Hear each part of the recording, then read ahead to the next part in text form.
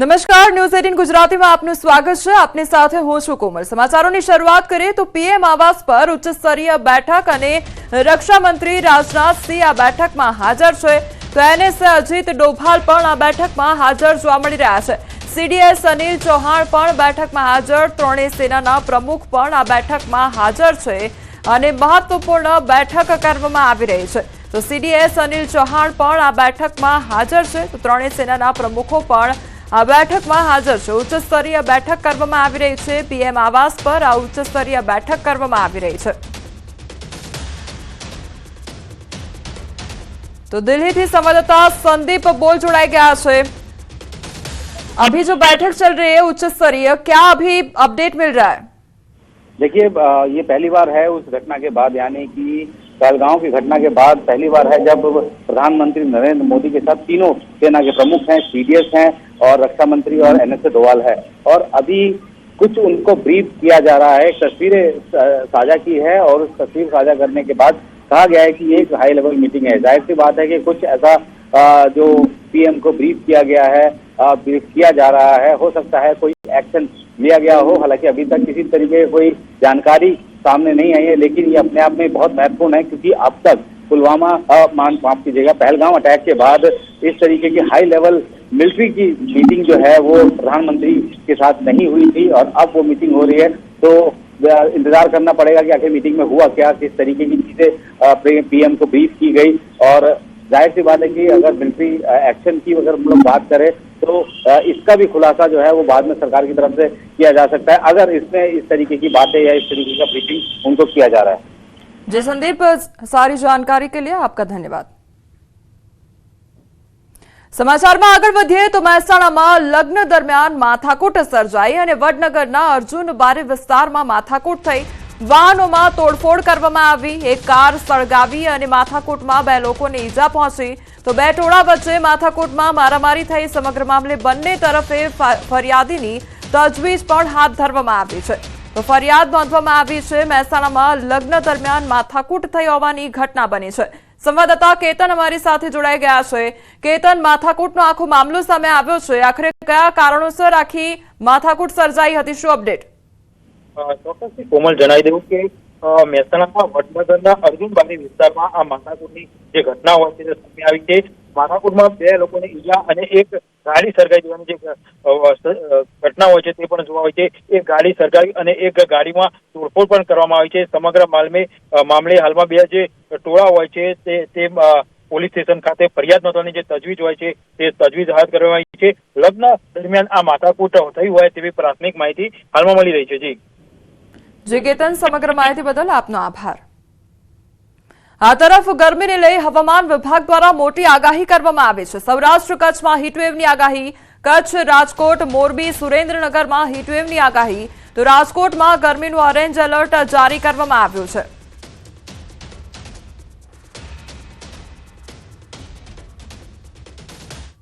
ઉનાળાની આ કાળઝાળ ગરમીમાં લોકો સાથે પશુ પક્ષીઓને પણ ડિહાઇડ્રેશનની અસર થાય છે।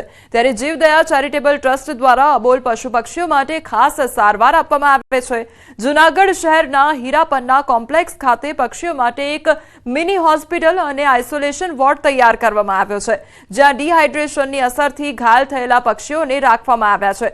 આ આઇસોલેશન વોર્ડમાં તબીબોની ટીમ, પાંજરા, કુલર, ઠંડક માટે ફુવારા, મેડિકલ સાધનો, વિટામિનના ટીપા, ઓઆરએસ પાણી સહિતની વ્યવસ્થા કરવામાં આવી છે। પક્ષીઓની સારવાર કર્યા બાદ ફરી તેને નૈસર્ગિક વાતાવરણમાં છોડી દેવામાં આવે છે। ત્યારે પેલા સૌપ્રથમ ઓઆરએસના ટીપા પીવડાવવામાં આવે, ત્યારબાદ એની બધી પ્રાથમિક સારવારો કર્યા, બધી 1 દિવસ 2 દિવસ આઈસીયુ ની અંદર રાખ્યા પછી ધ્યાન કમ્પ્લીટલી સેટલ કરવા માટે 7 દિવસ સુધી અહીંયા આ જનરલ હોસ્પિટલના જનરલ વોર્ડમાં રાખવામાં આવે છે। પહેલા જે ઉનાળા સિવાય અમારી પાસે 4 થી 5 ની એવરેજ હતી, જેની જગ્યાએ અમારે અત્યારે 7 થી 8 ની એવરેજ પક્ષી દરરોજના માંદા જે હીટસ્ટ્રોકને કારણે ઘાયલ થયેલા છે તે આવે છે। ગરમીના પ્રકોપ વચ્ચે પાટનગર ગાંધીનગરમાં આવેલા ઇન્દ્રોડા પાર્કમાં પ્રાણીઓ તેમજ પશુ પક્ષીઓ માટે વિશેષ વ્યવસ્થા કરવામાં આવી છે। ગરમીમાં પ્રાણીઓને ઠંડક આપવા માટે દરરોજ 1050 50 કિલો બરફથી વાતાવરણ ઠંડુ રાખવામાં આવી રહ્યું છે। તે ઉપરાંત સ્પ્રિંકલર મૂકીને હરતા ફરતા પ્રાણીઓને ગરમીથી રાહત આપવામાં આવે છે, તેમજ સતત પાણી નાખવામાં આવી રહ્યું છે। કુંડમાં રહેલું પાણી ગરમ થઈ જવાની શક્યતા પણ વધારે હોય છે, જેથી પાર્કમાં રાખવામાં આવેલા મગરના કુંડમાં બરફની પાટ મૂકવામાં આવી છે। સિંહ અને દીપડાના પિંજરામાં ટેબલ ઉપર બરફની પાટ ગોઠવવામાં આવે છે, જેથી પ્રાણી ટેબલની નીચે અથવા બરફની નજીક આવીને ઠંડક અનુભવી શકે છે। આ સિવાય પ્રાણીઓને હેલ્થને ધ્યાનમાં રાખીને દર વર્ષે ઉનાળામાં ખોરાક ઓછો કરી દેવામાં આવે છે અને તેમને વધુ પ્રમાણમાં પ્રવાહીનું સેવન કરાવવામાં આવે છે। પાસે 3 સિંહ છે, 2 વાઘ છે અને 3 દીપડાઓ છે। આ ત્રણે આવાસોમાં આપણે કુલરની વ્યવસ્થા કરેલી છે। સાથે સાથે જે જાળીવાળો ભાગ જે છે એમાં ખસતટી લગાડેલી છે અને ખસતટી પર આપણે નિયમિત રીતે પાણીનો છંટકાવ કરવામાં આવે છે। સાથે સાથે કુલરમાં પણ આપણે ઠંડુ પાણી ભરવામાં આવે છે અને તેને આગળ બરફની પાટ જે છે એ રાખવામાં આવે છે। સાથે સાથે ગરમીનું પ્રમાણ બપોરના વધારે હોય છે, તો તે દરમિયાન લગભગ 12:30 વાગ્યાની આસપાસ આ પ્રાણીઓને આપણે આવાસમાં અંદર લઈ લઈએ છીએ અને 4:30 વાગે આપણે ફરીથી તેને બહાર ખુલ્લા મૂકીએ છીએ। ગરમીનો પારો દિન પ્રતિદિન વધી રહ્યો છે, ત્યારે ગરમીથી પ્રાણીઓને રક્ષણ મળે તે પ્રકારની વ્યવસ્થા જે છે તે કરવામાં આવી છે અને આ પ્રકારની વ્યવસ્થા ઇન્દ્રોડા પાર્ક ખાતેના જે પ્રાણી સંગ્રહાલયની અંદર કરવામાં આવી છે। આપ જે દ્રશ્ય જોઈ રહ્યા છો તે પ્રાણી સંગ્રહાલયના દ્રશ્યો છે કે જ્યાં જે વાઘ વસવાટ કરે છે ત્યાં સતત પાણીનો મારો જે છે તે ચલાવવામાં આવી રહ્યો છે। સતત સ્પ્રિંકલરના માધ્યમથી આ પ્રકારના જે પાણીનો મારો ચલાવવામાં આવી રહ્યો છે, એટલે કે જેથી કરીને ગરમીથી પ્રાણીઓ રક્ષણ મેળવી શકે તે પ્રકારની વ્યવસ્થા કરવામાં આવી રહી છે। આ ફક્ત વાઘનું પાંજરું છે ત્યાં આ પ્રકારની વ્યવસ્થા નહીં, પરંતુ સિંહના જે પાંજરા છે ત્યાં જ આ પ્રકારની વ્યવસ્થા કરવામાં આવી છે। હિંસક પ્રાણીઓ જ્યાં વસવાટ કરે છે ત્યાં આ પ્રકારની વ્યવસ્થા કરવામાં આવી છે। સાથે સમગ્ર જે આખું જે પાંજરું છે પાંજરાની ફરતે ગ્રીન નેટ લગાવવામાં આવી છે અને તેની ઉપર પણ સતત પાણીનો મારો જે છે તે ચલાવવામાં આવી રહ્યો છે, એટલે કે જેથી કરીને પ્રાણીઓ જે છે તે ગરમીના પ્રકોપથી બચી શકે અને આ પ્રકારનું વાતાવરણ રાખવાના કારણે અંદાજિત જો અન્ય જગ્યાએ 40 ડિગ્રી જેટલું ટેમ્પરેચર હોય તો તે અહીંયા 3 ડિગ્રી જેટલું ટેમ્પરેચર ઘટી શકે છે। તે પ્રકારની વ્યવસ્થાના ભાગરૂપે આ પ્રકારનો પાણીનો મારો જે છે તે સતત ચલાવવામાં આવી રહ્યો છે। સાથે તે જ્યાં વાઘનું જે બોર્ડ હોય છે તે બોર્ડની અંદર પણ બરફ જે છે તે મૂકવામાં આવે છે, કુલર જે છે તે પણ મૂકવામાં આવતા હોય છે કે જેથી કરીને પ્રાણીઓ જે છે તે ગરમીના પ્રકોપની વચ્ચે શાંતિથી સમય વિતાવી શકે તે પ્રકારની વ્યવસ્થા કરવામાં આવતી હોય છે। દર વર્ષે આ પ્રકારની વ્યવસ્થા કરવામાં આવતી હોય છે, ત્યારે આ વર્ષે પણ આ જ પ્રકારની વિશેષ વ્યવસ્થા જે છે તે કરવામાં આવી છે અને આ પ્રકારની વ્યવસ્થા સાથે 2 થી 3 ડિગ્રી જેટલું ટેમ્પરેચર ઘટે તે પ્રકારના પ્રયાસ હાથ ધરવામાં આવે છે કે જેથી કરીને પ્રાણીઓને ઓછો ખોરાક આપવામાં પણ આવી રહ્યો છે અને પ્રાણીઓ જે હિંસક જે છે તે ગરમીના પ્રકોપથી પણ બચી શકે તે પ્રકારની વ્યવસ્થા હાથ ધરાઈ છે। હરીશ શર્મા સાથે ગૌતમ શ્રીમાળી, ન્યૂઝ 18 ગુજરાતી, ગાંધીનગર। બોટાદના જીનિંગ મિલમાં આગ લાગવાની ઘટના બની અને પાળિયાદ રોડ પર આવેલ મિલમાં આગ લાગવાની ઘટના બની છે। શ્યામ કોટન ઇન્ડસ્ટ્રીઝમાં આગ લાગી અને 20,000 મણ જેટલો કપાસનો જે જથ્થો હતો તે બળીને ખાખ થઈ ગયો છે। બોટાદ ફાયર બ્રિગેડ પાસે પૂરતી સુવિધા ન હોવાને કારણે સ્થાનિક પાણીના જથ્થા અને ખાનગી પાણીના ટેન્કર તેમજ ફાયર એક્સટિંગ્યુશરની મદદથી આગ બુઝાવવાનો પ્રયાસ કરવામાં આવ્યો છે અને આગે વિકરાળ સ્વરૂપ ધારણ કરતા હવામાં ધુમાડાના ગોટે ગોટા જોવા મળ્યા છે। તો મોટી સંખ્યામાં રોડ પરથી પસાર થતા લોકો ધુમાડાના ગોટા જોઈ એકત્ર થઈ ગયા હતા। તો ફાયર વિભાગમાં માત્ર એક જ ફાયર ફાઇટર હોવાથી આગને કાબૂમાં લેવામાં મુશ્કેલી થઈ હતી। તો સ્થાનિક લોકો દ્વારા પોતાના પાણીના સંગ્રહ અને ફાયર એક્સટિંગ્યુશર અને ખાનગી ટ્રેક્ટર મારફતે પાણીના ટેન્કર દ્વારા આગ બુઝાવવા માટેના પ્રયત્નો યથાવત રાખવામાં આવ્યા છે। આગ લાગવાનું કારણ અકબંધ, પરંતુ આગમાં લાખો રૂપિયાનો કપાસ બળીને ખાખ થઈ ગયો છે। તો આગ લાગવાની ઘટના બની છે જેમાં લાખો રૂપિયાનું નુકસાન વેઠવાનો વારો આવ્યો છે, કારણ કે લાખો રૂપિયાનો જે કપાસનો જથ્થો હતો તે બળીને નાશ થઈ ગયો છે અને ફાયર ફાઇટરની ટીમમાં એક જ વ્યક્તિ હોવાને કારણે આગ બુઝાવવાની ભારે જહેમત ઉઠાવવી પડી હતી। સુરતમાં વધુ એક રત્ન કલાકારનો આપઘાતનો મામલો સામે આવ્યો છે। તાપી નદીમાં છલાંગ લગાવી આપઘાત કર્યો તો યુવકનું આપઘાત કરવા પાછળનું કારણ અકબંધ છે। માંડવીના બૌધાન ગામેથી પસાર થતી નદીમાં તાપી નદીમાં યુવકે છલાંગ લગાવી। બપોરના સમયે યુવકે તાપી નદીમાં કૂદી આપઘાત કર્યો તો થોડા દિવસ પહેલા પણ સુરતના રત્ન કલાકારે તાપી નદીમાં કૂદી પત્ની અને બાળક સાથે સામૂહિક આપઘાત કર્યો હતો। તેમજ બૌધાન ગામેથી પસાર થતી તાપી નદીમાં આપઘાતના વધતા જતા બનાવને લઈ ગ્રામજનો ચિંતિત થયા છે। વધતી જતી આપઘાતની ઘટનાને લઈ ગ્રામજનોની તાપી નદીના બ્રિજ પર સેફટી રેલિંગ લગાવવા માંગ કરવામાં આવી છે.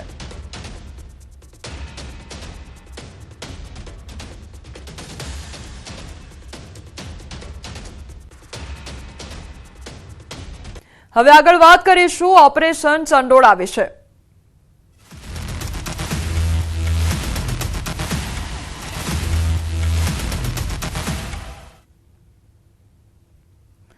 ચંડોળામાં ચાલી રહેલી ડિમોલેશન કામગીરી દરમિયાન પોલીસે મોટા ખુલાસા કર્યા છે. બાંગ્લાદેશના આતંકીઓ ચંડોળા તળાવના બાંગ્લાદેશીઓ સાથે સંપર્કમાં હતા. જમાયતે ઉલ બાંગ્લાદેશના આતંકીઓ પોતાના સ્લીપર સેલને ચંડોળામાં સક્રિય કરી રહ્યા હતા. આતંકીઓ જેલમાંથી છૂટતા જ ચંડોળા તળાવમાં રહેતા અને બાંગ્લાદેશીઓના સંપર્કમાં હતા. 2022માં આ જ વિસ્તારમાંથી 4 આતંકી પકડાયા હતા. તો ચંડોળા તળાવમાં અનેક ડ્રગ્સના કેસ પણ નોંધાયા હોવાનો ઘટસ્ફોટ થયો છે.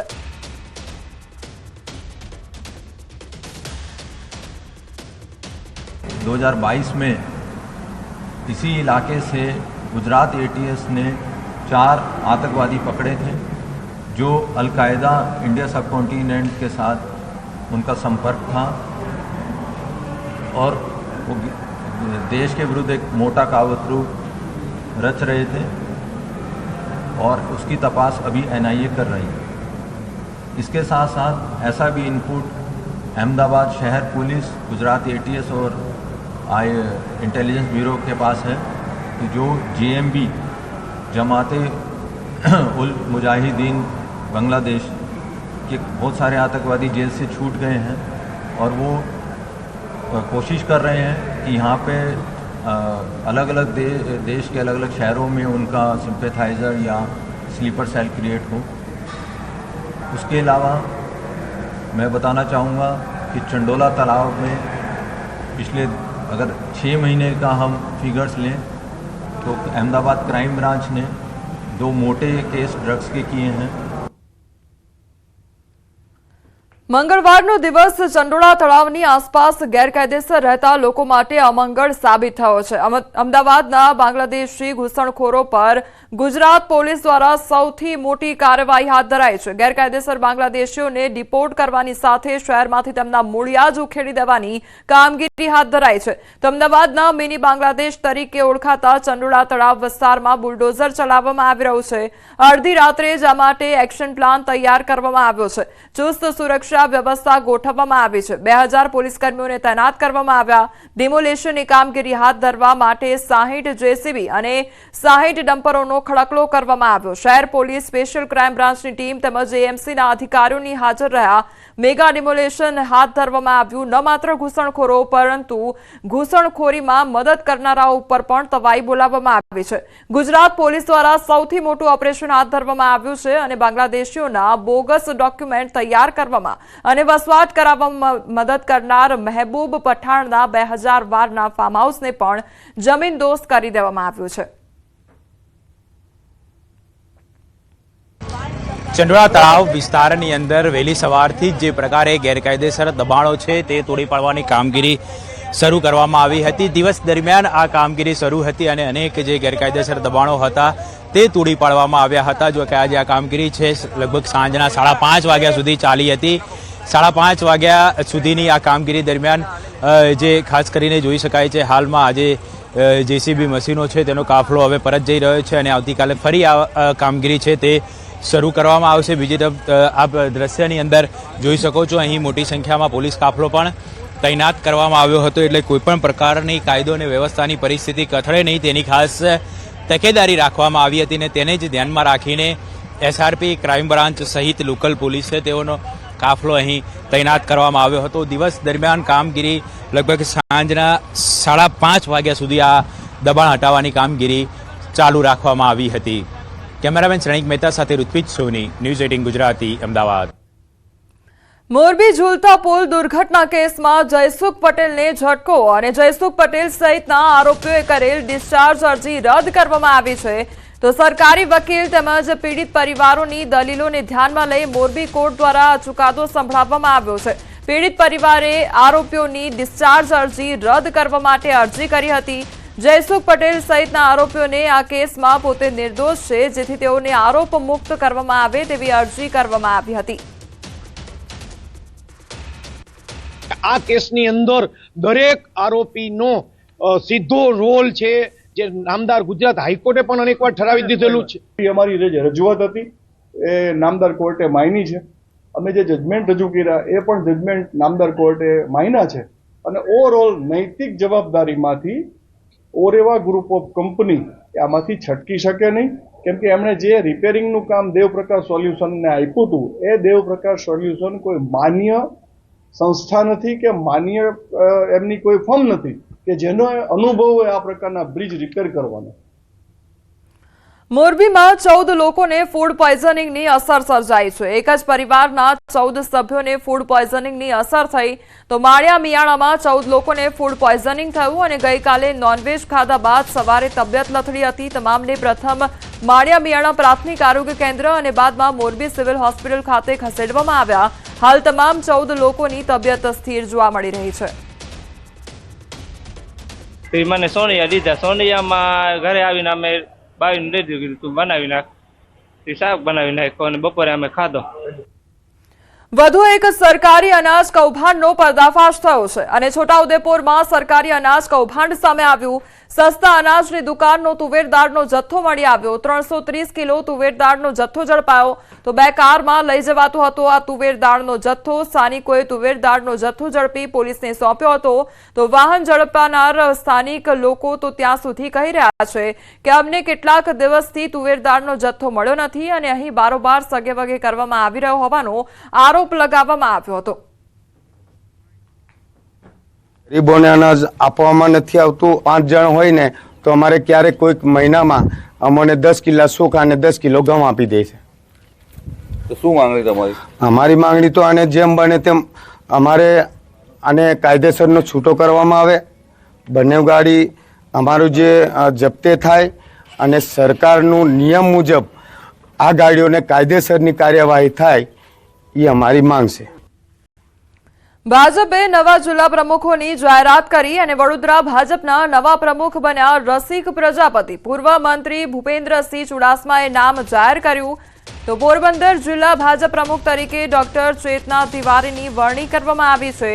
પોરબંદર નગરપાલિકાના પૂર્વ પ્રમુખ અને મહિલા આગેવાન ચેતના તિવારીને જિલ્લા ભાજપ પ્રમુખ બનાવવામાં આવતા આગેવાનો કાર્યકરો દ્વારા શુભેચ્છાઓ પાઠવવામાં આવી હતી. તો ખેડા સહિત અન્ય જિલ્લાના ભાજપ પ્રમુખોના નામની પણ વરણી કરવામાં આવી છે.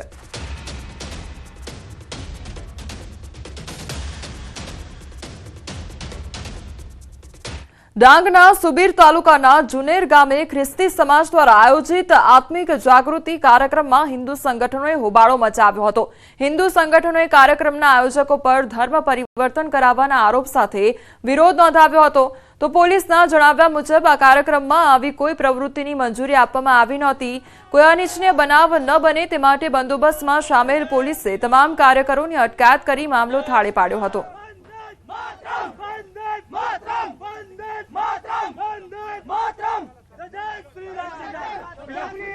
જ્યારે એ લોકો સભામાં જાય તો એ લોકો તમે આધાર કાર્ડ ચેક કરો સાહેબ કે ક્રિશ્ચન છે કે હિન્દુ. જેઓ ખ્રિસ્તી ધર્મ પાડે છે અને જેઓ સાચા ક્રિશ્ચન છે એ લોકોના પુરાવામાં ખ્રિસ્તી લખાવે. ત્યાંથી આવીને આપણા જો અહીંથી આવતા હોય કોઈ ક્રિશ્ચન કોણ છે? અહીંયા કોઈ ક્રિશ્ચન જ નથી.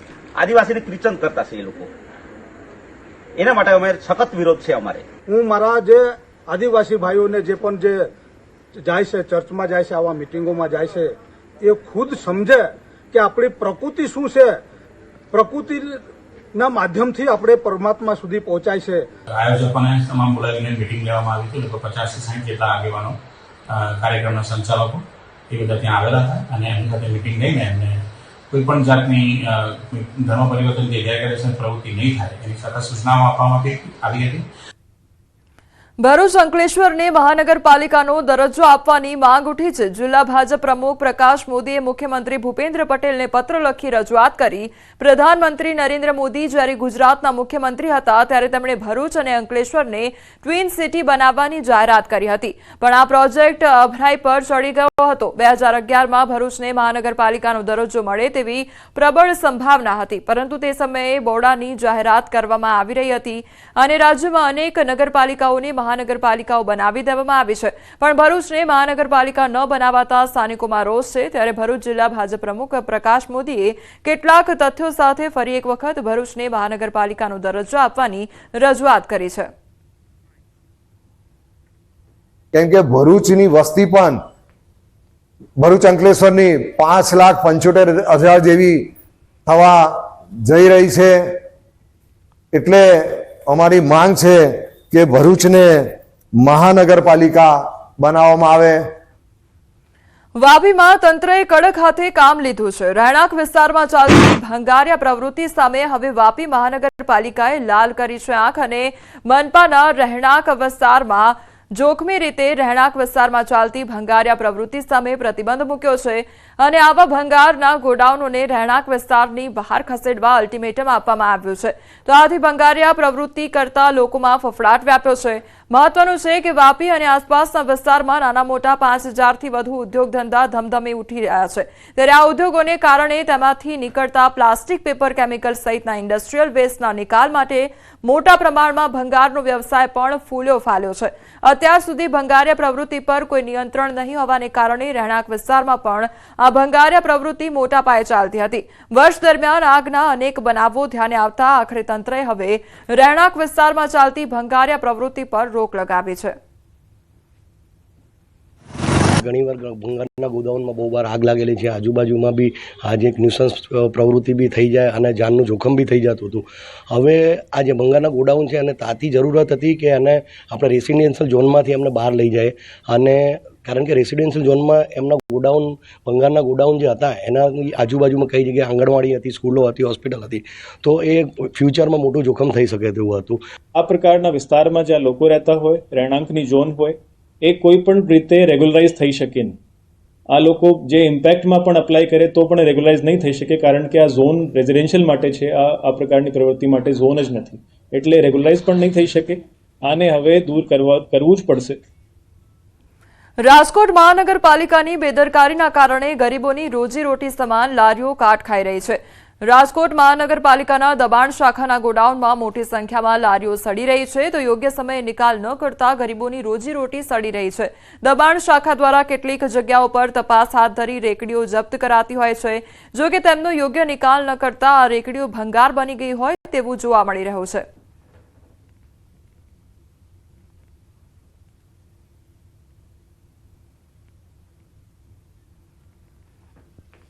તો રાજકોટનો આ સમગ્ર મામલો સામે આવ્યો છે કે જ્યાં લારીઓ હવે ભંગારમાં પડી હોય તે પ્રકારની પરિસ્થિતિ જોવા મળી રહી છે। એક તરફ રોજીરોટી નથી મળી રહી અને બીજી તરફ જે લારીઓ છે તેનો કચરઘાણ વળેલો જોવા મળી રહ્યો છે।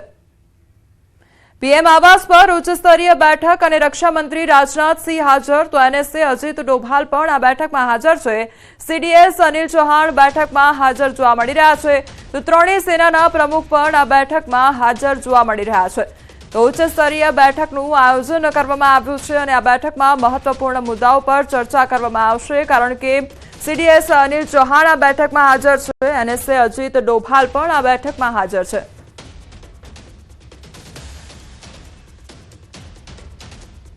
હાલ સમાચારોમાં બસ આટલું જ। વધુ સમાચાર માટે આપ જોતા રહો ન્યૂઝ 18 ગુજરાતી। નમસ્કાર।